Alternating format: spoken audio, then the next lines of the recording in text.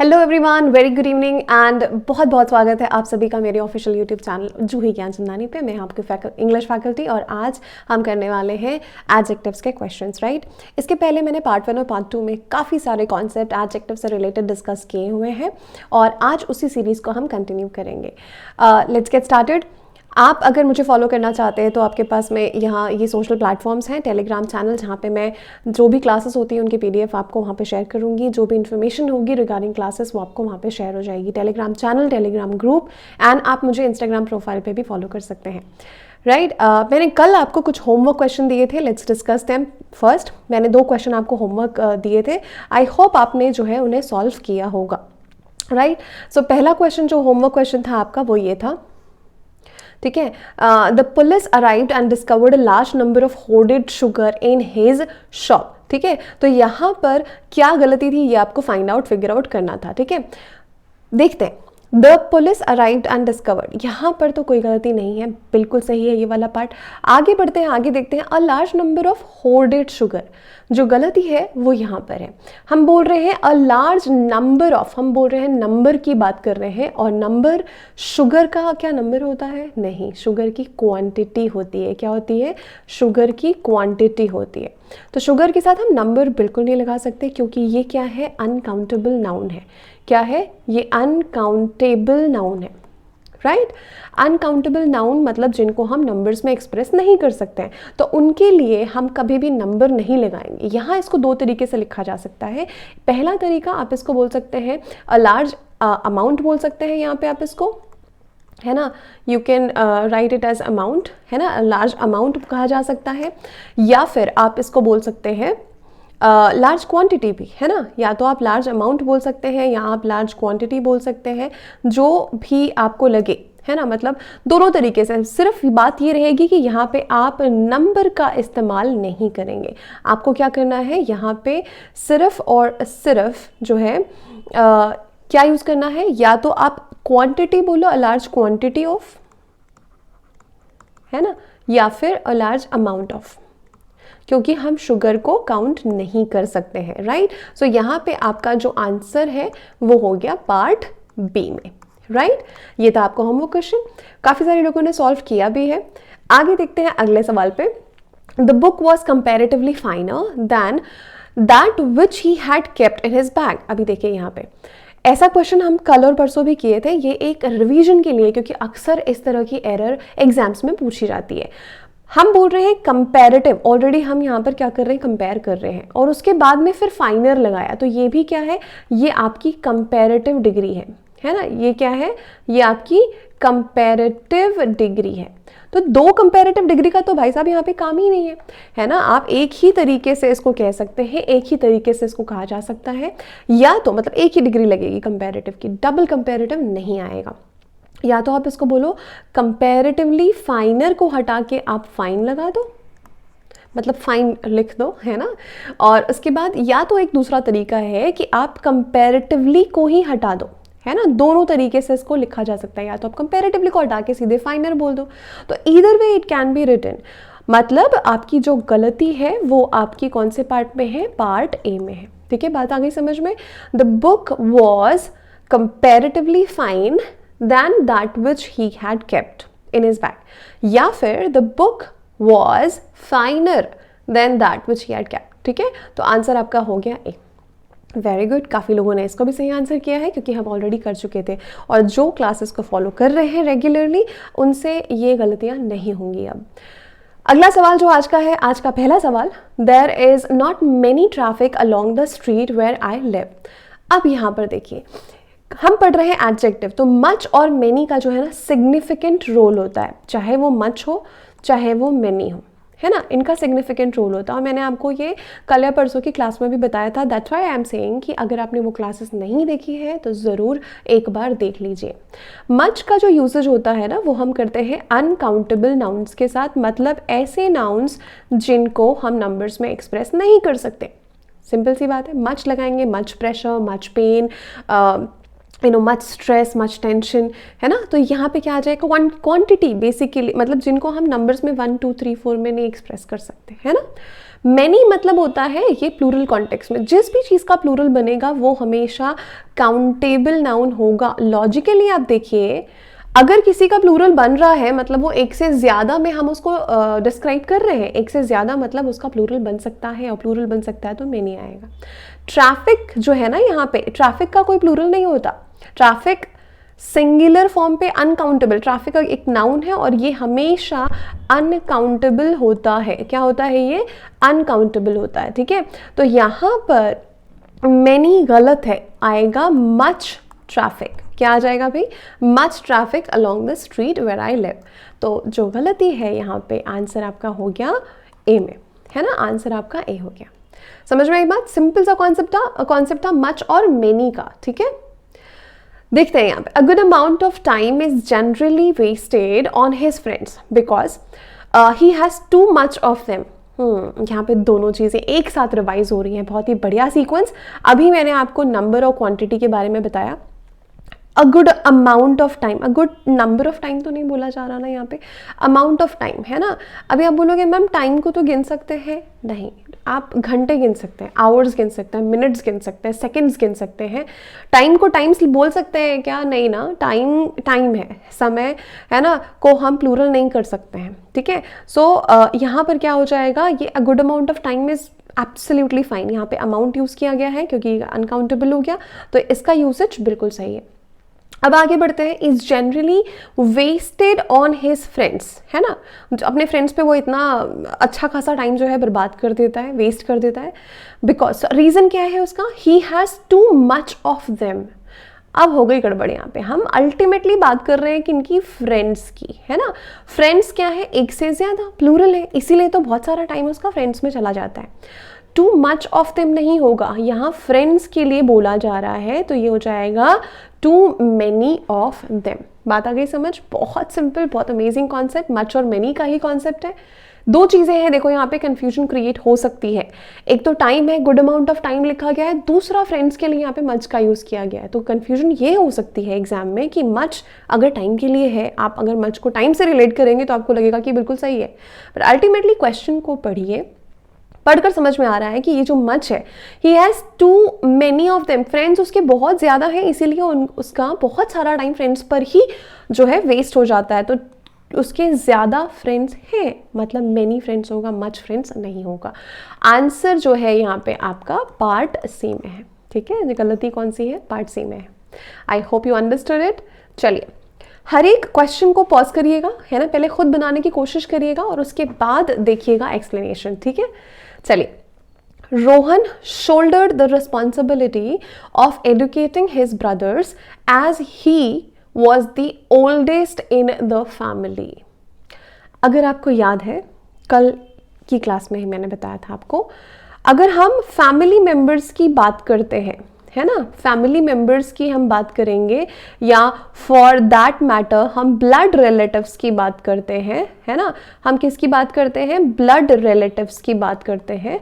तो वहाँ पर हमको यूज़ करना है ओल्ड या ओल्डेस्ट या एल्डेस्ट, तो हम लगाएंगे एल्डेस्ट, एल्डेस्ट, ठीक है। तो यहाँ पे ओल्डेस्ट तो बिल्कुल नहीं आएगा, ये जो है बिल्कुल गलत दिया हुआ है। रोहन के ऊपर, रोहन के कंधों पे बहुत सारी जिम्मेदारी है एडुकेट करने की, किसकी? अपने भाइयों को, क्योंकि वो क्या है? सबसे बड़ा है, भाइयों में सबसे बड़ा है, तो एल्डेस्ट होगा यहाँ पे, है ना, ये हो जाएगा आपका एल्डेस्ट, ओल्डेस्ट नहीं होगा, है ना, क्योंकि हम सेम फैमिली मेंबर्स की बात कर रहे हैं, तो सेम फैमिली मेंबर्स के लिए हम एल्डर और एल्डेस्ट यूज करते हैं। एल्डर कब आएगा? जब कंपैरिजन हो रहा है। एल्डेस्ट कब आएगा? क्योंकि यहाँ पे बोल रहे हैं बाकी भाइयों में से वो सबसे बड़ा है ना, तो दो से ज़्यादा की बात कर रहे हैं यहाँ पे हम बेसिकली। तो यहाँ पे आपका ओल्डेस्ट नहीं एल्डेस्ट होगा। जो आंसर है वो है पार्ट सी में। आई होप यू अंडरस्टूड। देखिए, ये रिवीजन हो रहा है एक तरह से, है ना, कुछ कुछ चीज़ें मैं ऑलरेडी आपको बता चुकी हूँ, हम रिवाइज कर रहे हैं क्योंकि हम जितना रिपीट करते हैं ना चीज़ों को, कॉन्सेप्ट्स को, उतना स्ट्रांग होता है ये, ठीक है। अगला सवाल भाई, it is obvious to everyone that the present government follows an air monetary policy. ठीक है, क्वेश्चन बड़ा ही अमेजिंग है, मज़ेदार क्वेश्चन है, एक बार और पढ़ते हैं, ठीक है। इट इज़ ऑब्वियस है ना, मतलब जाहिर सी बात है to everyone that the present government, की जो प्रेजेंट गवर्नमेंट है हमारी वर्तमान की सरकार है, वो फॉलो करती है, क्या फॉलो करती है, an air monetary policy. An air monetary policy, यहाँ पर एयर तो कुछ बना नहीं, बात चाहिए हमको एडजेक्टिव, है ना, हमको यहाँ पर चाहिए भाई एडजेक्टिव, है ना, एडजेक्टिव की ज़रूरत है। पर यहाँ पर दिया हुआ है आपका ये एयर, जो to err is human to forgive is divine, ये सुना होगा ना, तो ये वर्ब फॉर्म पे बेसिकली दिया है, ठीक है। तो यहाँ पे एयर तो आएगा नहीं, यहाँ पे क्या हो जाएगा, कुछ इस तरह से इसको लिखा जाएगा, इरानियस, है ना, इरानियस। बात आई समझ में, ये इरानियस जो पॉलिसी है ना वो उनकी अशुद्ध है, गलत है, एरर्स हैं, गलतियां हैं या फ्लॉ है, जो वो मॉनेटरी पॉलिसी फॉलो कर रही है प्रेजेंट की गवर्नमेंट, ऐसा क्वेश्चन में लिखा हुआ है, ठीक है। बाकी आप समझदार हैं। सो इरानियस होगा, है ना, मॉनेटरी पॉलिसी। ये एर यहाँ पर गलत फॉर्म पे दिया, हमको एडजेक्टिव चाहिए, तो एडजेक्टिव के लिए यहाँ पर हो जाएगा आपका ये वाला शब्द, है ना। तो गलती अगेन पार्ट सी में, अच्छा सा क्वेश्चन था, है ना।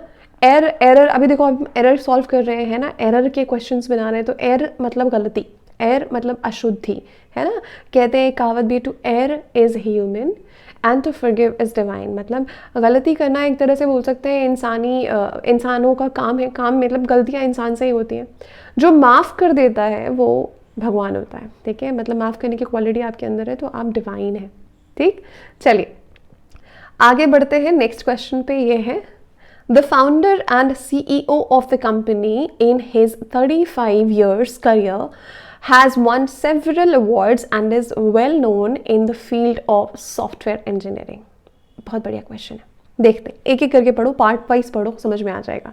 The founder and CEO of the company, यहाँ तक कोई गड़बड़ नहीं है।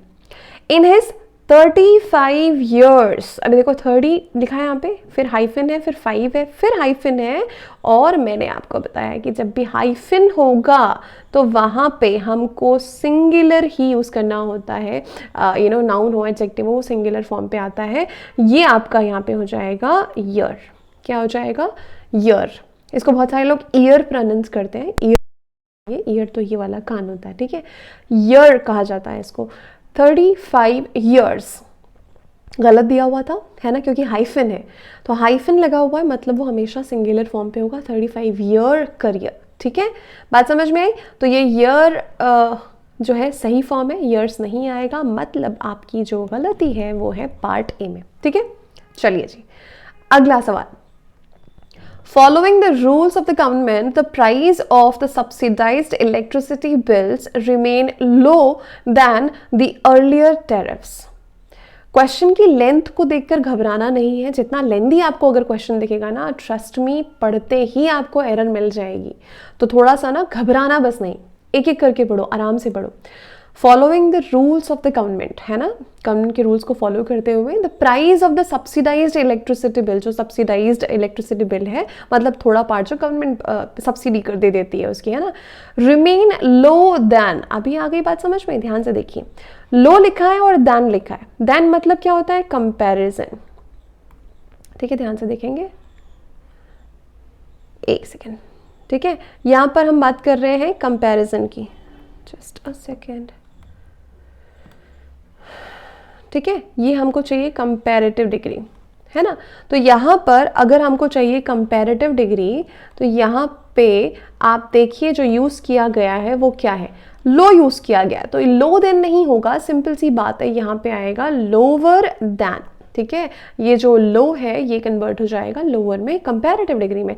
Lower than the earlier tariffs, comparison हो रहा है कि पहले के जो टैरिफ्स थे और अभी के जो टैरिफ है उनमें जो है लो है ये अभी वाला, ठीक है, remain lower than the earlier tariffs, ठीक है। तो बात यहाँ पर हो जाती है आपकी क्लियर, पार्ट सी में है गलती, ये रहा आपका आंसर। एडजेक्टिव्स की अगर बात करें तो एग्जाम में जो एडजेक्टिव के क्वेश्चन बनते हैं वो डिग्री से बनते ही बनते हैं, ठीक है, तो बहुत ध्यान से डिग्रीज को समझिएगा, और जो बाकी भी हैं मैंने आपको सारे ऑलमोस्ट कवर करा दिए हैं, ठीक है। अभी बचे हैं क्वेश्चंस, आराम से इत्मीनान से करेंगे। Hopefully things would settle down for them now, but it was comforting to know that their love was strong enough to survive the worst, ठीक है। hopefully क्या बोला जा रहा है, मतलब hopefully things would settle down, कि मतलब चीज़ें जो हैं ठीक हो जाएंगी, ऐसी हम आशा करते हैं फॉर देम, उनके लिए now. But it was comforting to know, मतलब ये सुनकर या जानकर राहत मिली, comforting to know that their love, है ना, उनका जो प्यार था आपस में वॉज स्ट्रॉन्ग इनफ, है ना, स्ट्रॉन्ग इनफ, ठीक है। यहाँ पर देखो इनफ के साथ जब भी एडजेक्टिव आता है ना, ध्यान देखेंगे कि वो पॉजिटिव डिग्री में होता है। स्ट्रॉन्ग इनफ, स्ट्रॉन्गर इनफ नहीं बोला जाएगा, स्ट्रॉन्ग इनफ, ये बिल्कुल सही है। टू सर्वाइव द वर्स, गलती आ गई यहाँ पे, है ना। अब यहाँ पर हमको फॉर्म जो दिया हुआ है वर्स, ये है कंपैरेटिव डिग्री का फॉर्म, है ना। ये क्या है, ये आपकी कंपैरेटिव डिग्री है, ठीक है। बैड, वर्स, और उसका जो फॉर्म होता है थर्ड, मतलब जो सुपरलेटिव फॉर्म होता है वो होता है वर्स्ट, ठीक है। यहाँ पर हमको कौन सा फॉर्म चाहिए, बैड तो ऑफ कोर्स नहीं चाहिए, ये पॉजिटिव डिग्री है। वर्स ये कंपैरेटिव डिग्री नहीं चाहिए, कोई कंपैरिजन है नहीं यहाँ पे। अभी यहाँ पर जो हमको चाहिए ना, वो ये चाहिए वर्स्ट। आर्टिकल द भी लगा हुआ है जो एक तरह से हिंट दे रहा है कि यहाँ पर हमें चाहिए सुपरलेटिव डिग्री। कौन सी डिग्री भाई, सुपरलेटिव डिग्री। और सुपरलेटिव डिग्री क्या होगा, वर्स्ट हो जाएगा। टू सर्वाइव द वर्स्ट, मतलब जो बहुत खराब सिनारियो था उसको सर्वाइव, उनका लव जो था, आपस में प्यार जो था, वो स्ट्रॉन्ग इनफ था कि वो सिचुएशन को सर्वाइव कर गए, ठीक। Again here answer is C. I hope you understood. देखो क्वेश्चन कितना बड़ा दिख रहा था, बट एक्चुअली देखा जाए तो एरर छोटी सी थी इसमें, ठीक है। चलिए अगला सवाल। Hina walked as faster as she could so that she would not miss the bus to work. Again I would say ये चीज़ अगर आप मेरे दोनों लेक्चर्स देख चुके हैं और मेरी बातों को ध्यान से सुनते हैं तो पढ़ते ही क्लिक करेगा कि भाई साहब गलती यहाँ पे। क्वेश्चन को समझो, उसके एसेंस को समझो, क्या कहना चाह रहा है, और जो बातें आपको एक मेंटर, एक फैकल्टी बताता है उसको बस ध्यान से सुनिए, क्वेश्चन पढ़ते ही समझ में आ जाएगा। अब मैंने आपको बताया था कि एज के साथ जो डिग्री लगती है एडजेक्टिव के, यहाँ पर एडजेक्टिव यूज हुआ, अगर उसकी डिग्री है तो वो हमेशा पॉजिटिव डिग्री होती है। मतलब ना ER फॉर्म आएगा ना EST फॉर्म आएगा, सुपरलेटिव कंपैरेटिव फॉर्म नहीं होता है। कंपैरेटिव नहीं होता है तो ये कंपैरेटिव फॉर्म यहाँ पे क्या कर रहा है, गलती यहीं पर। और अगर पढ़ते ही समझ में आती है ना तो ऐसे क्वेश्चन, मतलब जिनका एरर अक्सर पार्ट ए में होता है, वो बहुत जल्दी बन जाते हैं, है ना, बहुत जल्दी, क्योंकि आगे पढ़ने की जरूरत ही नहीं पड़ेगी आपको, ठीक है। अनलेस डायरेक्शन में दिया हो कि एक से ज्यादा एरर है, जो कि ऐसा नहीं आएगा, ठीक है, MTS एग्जाम में। As fast as she could, यहाँ पे क्या हो जाएगा, as fast as she could, क्योंकि अभी तक ऐसा नहीं पूछा गया, ठीक है। सो डायरेक्शन पढ़ना इंपॉर्टेंट है, डेफिनेटली है, और कॉन्सेप्ट्स को भी बहुत अच्छे से समझना इंपॉर्टेंट है, रटना नहीं होता है, समझना होता है। एज हो या फिर सो एज हो, है ना, यहाँ पर भी डिग्री कौन सी होगी, पॉजिटिव डिग्री ही होगी, ठीक है, बात समझ में। तो अब यहाँ पे आंसर क्या हो गया, ये हो जाएगा आंसर ए, ठीक है, as fast as she could, ठीक। अगला सवाल। No fewer than 50 people are sitting in the hall and waiting for their beloved artist's appearance on the stage, है ना। वेट कर रहे हैं 50 लोग हैं। अब देखो यहाँ पर भी हम बात कर रहे हैं कितने लोगों की, 50 लोगों की। 50 मतलब काउंटेबल लोग हैं, मतलब ऑफ कोर्स क्या है, ये काउंटेबल नाउन है कि नहीं, सवाल ही नहीं होता है, काउंटेबल है तभी तो 50 लगा, नंबर लगा मतलब वो काउंटेबल है। अभी बात करते हैं कि अच्छा इसके साथ में फ्यूअर आया है, और फ्यू और लिटिल का कॉन्सेप्ट मैंने आपको बताया था कि जो फ्यू होता है वो काउंटेबल नाउन्स के साथ आएगा। ऐसे नाउन जिनको हम एक्सप्रेस कर सकते हैं नंबर्स में, जहाँ पे नंबर्स की बात होगी, संख्या की बात होगी, वहाँ पे फ्यू आएगा, फ्यूअर आएगा, है ना, अ फ्यू आएगा, फ्यू मतलब फ्यू का फॉर्म आएगा बेसिकली, है ना, किसी भी फॉर्म पे। और लिटिल होता है, लेस होता है, इसी का ये डिग्रीज है ना, लेस हो गया, लेसर हो गया, लीस्ट हो गया, है ना, लेसर हो गया, और आपका यहाँ पे लीस्ट हो गया। ये सारे क्या है, ये अनकाउंटेबल के लिए आते हैं, है ना, एक ही इसके ही फॉर्म है ये, तो ये आपके हो जाएंगे अनकाउंटेबल के लिए। यहाँ पर पीपल है, काउंटेबल है, और फ्यू दिया है, मतलब गलती तो है ही नहीं, नो एरर आपका ऑप्शन हो गया, बाकी सारा पार्ट बिल्कुल सही है। यहाँ पर जो आंसर है वो है आपका डी, नो एरर, ठीक है। चलिए अगला सवाल। He does not have some money to buy a new CT scan machine, so he is sunk in anxiety. बहुत बढ़िया। देखते हैं एक बार और पढ़ते हैं अच्छे से और समझते हैं कि कहीं पर गड़बड़ है क्या। He does not have, negative है स्टेटमेंट, स्टेटमेंट कैसा है, नेगेटिव, क्योंकि नॉट है, ही डज नॉट हैव, उसके पास नहीं है, क्या नहीं है, some money to buy a new CT machine, कुछ गड़बड़ नहीं लग रही, he does not have some money और उसके पास पैसे हैं ही नहीं, कॉन्सेप्ट क्या कह रहा है, सम जो होता है ना ये समवॉट पॉजिटिव कॉन्टेक्स्ट में यूज किया जाता है ना, पॉजिटिव कॉन्टेक्स्ट में जब हम बात कर रहे हैं कि अच्छा कुछ तो है, तो कुछ तो पॉजिटिव, कुछ नहीं होने से कुछ है तो पॉजिटिव है ना, पॉजिटिव कॉन्टेक्स्ट में यूज करेंगे। अब यहाँ पे क्वेश्चन ही नेगेटिव है भाई, आपका स्टेटमेंट जो दिया है वो negative statement, he does not have any money, उसके पास रुपए है ही नहीं, यहाँ पर सम नहीं आएगा, एनी आएगा, he does not have any money to buy a new CT scan machine, so he sunk in anxiety, बेचारा मतलब एंग्जाइटी में डूबा जा रहा है, बेसिकली डूबा जा रहा है मतलब एक्चुअली एंग्जाइटी उसको खाई जा रही है ना। चलो तो यहाँ पे हो गया आंसर आपका, सम और एनी का मैंने कॉन्सेप्ट बताया था कल की क्लास में ही, तो सम और एनी में अंतर यही होता है, दोनों एडजेक्टिव का काम करते हैं, एनी जनरली नेगेटिव कॉन्टेक्स्ट में यूज किया जाता है, ठीक है, बात आ गई समझ। तो यहाँ पर आपका जो आंसर है वो है पार्ट बी में, ठीक है, वेरी गुड। अगला सवाल guys, the principal has great power of making some useful plans but the professors have even greatest ability to foil them. देखो बहुत अच्छा क्वेश्चन है, समझो, हम एक तरफ बात कर रहे हैं द प्रिंसिपल की, है ना, कि जो प्रिंसिपल है उसकी बात कर रहे हैं, जो हेड है प्रिंसिपल है ना, कि उसके पास ग्रेट पावर है, क्या है उसके पास ग्रेट पावर है, बात कर रहे हैं उसके पास ग्रेट पावर है, ठीक है। अभी आप देखो यहाँ पे दूसरी हम जो बात कर रहे हैं, यहाँ पे हम बात कर रहे हैं प्रोफेसर्स की, ठीक है, दूसरी जो हम बात कर रहे हैं वो हम बात कर रहे हैं प्रोफेसर्स की, तो जो दूसरे हैं वो क्या है, द प्रोफेसर्स,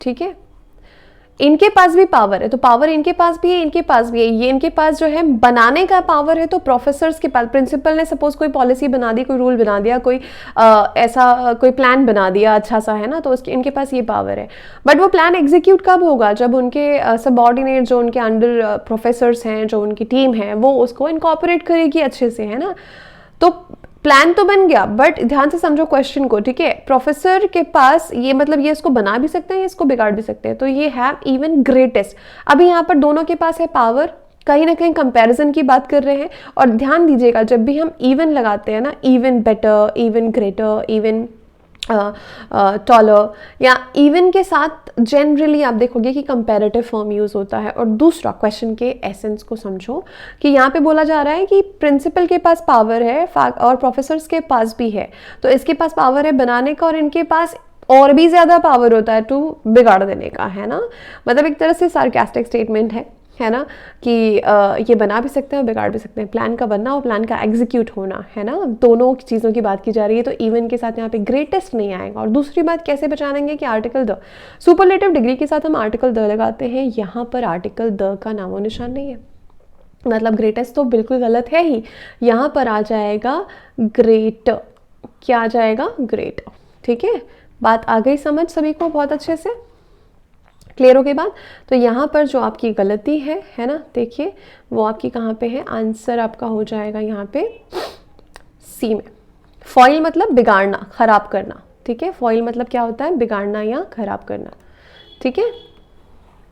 चलिए अगला सवाल, she was barely 10 years older to John, which her parents pointed out every time she had a bad day managing the two teens।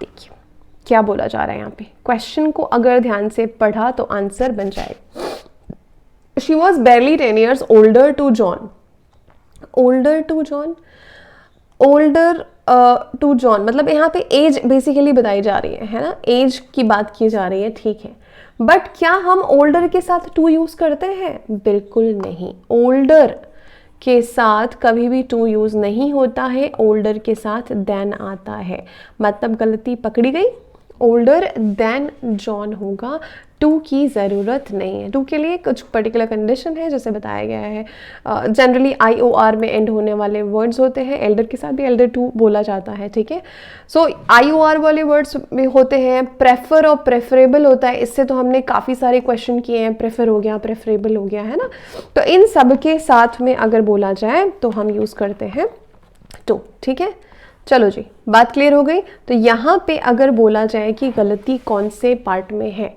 तो वो हो जाएगा आंसर आपका ए पार्ट। आगे बढ़ने की जरूरत ही नहीं, ठीक है। चलो, everybody knows that Arijit Singh is the most unique singer of Bollywood industry.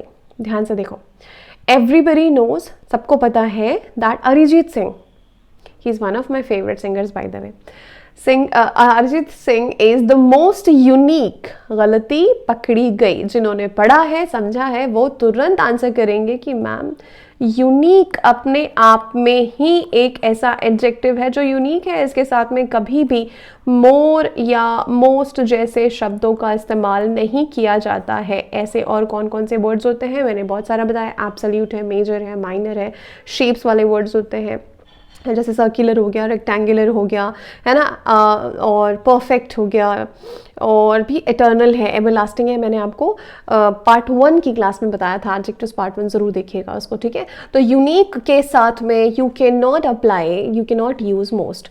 तो गलती कौन से पार्ट में हो गई? Answer is yes, correct. सारे के सारे हर एक क्वेश्चन को पॉज करेंगे, आंसर खुद बनाने की कोशिश करेंगे पहले, और उसके बाद एक्सप्लेनेशन देखेंगे, ठीक है। चलिए जी, अगले सवाल पे चलते हैं।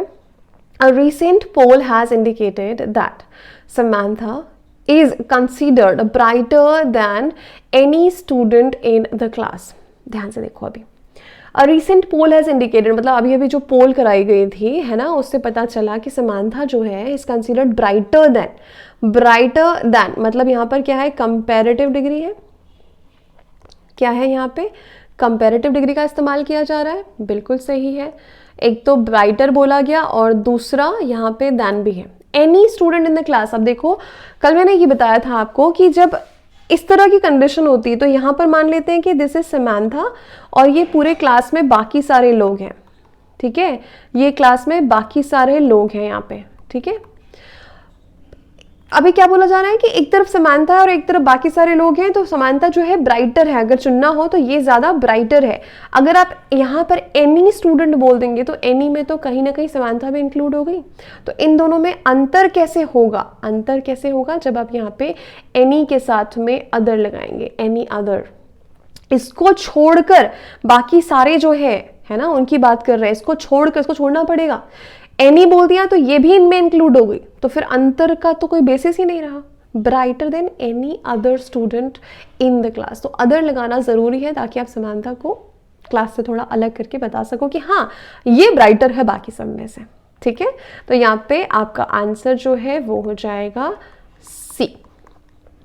क्लियर? Very good. अगला सवाल। This is the more difficult question he has ever solved within 5 minutes. ठीक है? This is the more difficult question he has ever solved within 5 minutes. यहाँ पे क्या, मुझे बताइए, पढ़कर लग रहा है कि हम किसी 2 क्वेश्चन की बात कर रहे हैं, कोई 2 क्वेश्चन की बात कर रहे हैं, ऐसा है क्या? यहाँ हमको तो पता नहीं कितने, 2 तो सर्टनली नहीं है ना, 2 तो क्वेश्चन की बात ही नहीं की जा रही है। तो फिर यहाँ पर मोर मतलब कंपैरेटिव फॉर्म की कोई ज़रूरत है? कंपैरेटिव फॉर्म क्या हमको यहाँ पे चाहिए, मोर या comparative form? Answer is no. ये क्वेश्चन ऐसा है कि उसने इस क्वेश्चन को 5 मिनट में सॉल्व किया, तो this is the most difficult होगा, मोर डिफिकल्ट नहीं आएगा। ऊपर से आर्टिकल द भी एक तरह से हिंट है, तो ये हो जाएगा most difficult question he has ever solved. More नहीं आएगा, डिग्री कौन सी हो जाएगी? सुपरलेटिव, है ना। डिग्री कौन सी हो जाएगी? Superlative degree. यहाँ पे मोर को हमने मोस्ट से रिप्लेस करना है। Answer is a. ठीक, चलो जी। सो ये हमने कर लिए 48 questions. Bye the way top 50 में से 48 कंप्लीट हुए। कुछ तो आपको भी करना पड़ेगा, तो वो है आपका ये क्वेश्चन। ये है आपका होमवर्क क्वेश्चन 49th, है ना। बहुत बढ़िया सा क्वेश्चन है, घबराइएगा मत देखकर इसको कि लंबा है, बड़ा है, बिल्कुल नहीं, बहुत इजी क्वेश्चन है, बना लेंगे आप लोग। और एक क्वेश्चन है आपके सामने में, ये 50th क्वेश्चन, ये भी आपका होमवर्क क्वेश्चन है। 2 क्वेश्चन मतलब 49th एंड 50, ये 2 क्वेश्चन आपके होमवर्क क्वेश्चन है। कहाँ पर आपको आंसर करना है? इस वीडियो के कमेंट सेक्शन में बताना है आपको, और मैं सारे कमेंट जो भी इसके आएंगे, जितने भी आंसर्स होंगे उन सबको मैं डिस्कस करूंगी, उन सबको मैं रिप्लाई करूंगी, क्या सही किया है क्या गलत किया है, ये वहाँ पे मेरा आपको रिप्लाई मिलेगा। सो क्या करना है आपको, कुछ नहीं, ये वीडियो पूरा देख लिया आपने, समझा सीखा, कुछ कॉन्सेप्ट बताया उनको नोट डाउन कर लीजिएगा। ये PDF आपको टेलीग्राम चैनल जो कि यहाँ पे दिया है, यहाँ पर मैं शेयर कर दूंगी टेलीग्राम चैनल पे, ठीक है, यहाँ पे शेयर हो जाएगा। 2 क्वेश्चन जो वो हैं आपको बनाने हैं, आंसर करना है और आगे बढ़ेंगे, है ना, नया टॉपिक लेकर। 50 क्वेश्चन हमने नाउन के, प्रोनाउन के और एडजेक्टिव्स के फिनिश कर दिए हैं। अब आगे बढ़ेंगे, है ना, क्या पढ़ने वाले हैं वो जानने के लिए बने रहिएगा बिल्कुल। चैनल में अगर नए हैं आप, सब्सक्राइब नहीं किया है तो क्या करना है, बिल्कुल सब्सक्राइब करना है चैनल को और बेल आइकन को ज़रूर दबा दीजिएगा, ताकि आपको नोटिफिकेशन जब भी वीडियो आता है, जब भी लाइव होता है, आपको उसकी नोटिफिकेशन आ जाए, ठीक है। और अगर वीडियो अच्छा लगा, है ना, सेशन अच्छा लगा, तो आपको क्या करना है, लाइक करना है और शेयर करिए, जितने ज़्यादा लोगों में आप शेयर कर सकते हैं इसको, ठीक है। ये मेरे सोशल मीडिया हैंडल्स हैं, बेसिकली ग्रुप चैनल टेलीग्राम का दिया हुआ है, इंस्टाग्राम प्रोफाइल है जहाँ पे आप मुझे फॉलो कर सकते हैं, ठीक है। So thank you so much guys, मिलते हैं अगली क्लास में, तब तक के लिए पढ़ते रहिए, कीप लर्निंग एंड नमस्ते।